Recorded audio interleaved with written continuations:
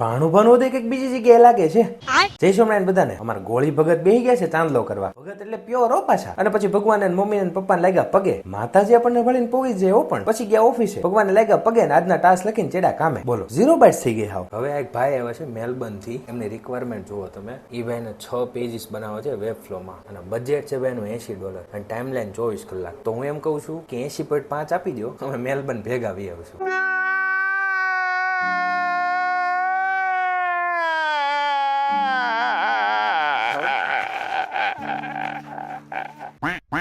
પછી જરાક બે કાર્ટૂન ઓર્ડર હતો રાજકોટ થી, તો આવી ગયા પાર્સલ નાખવા. પછી બેઠા ભાઈ કુરિયર પેકિંગ માં. બીજા દિવસે કર્યા પૂજા પાઠ. જોવો તમે, જેવું આપણે કરવી ને એવું આ બાળકો શીખે. તમે જોઈ લો ખાલી કેટલા નિખાલસ કહેવાય. અને એવી જ રીતે મોટા થી નાના સુધી ને બધાને પગે લાગશે. બેટા પછી જરાક આપણું દવાખાનું ખોલી. ભાણું ભાણું હજી બીજી જગ્યાએ લાગે છે કઈક. સમજ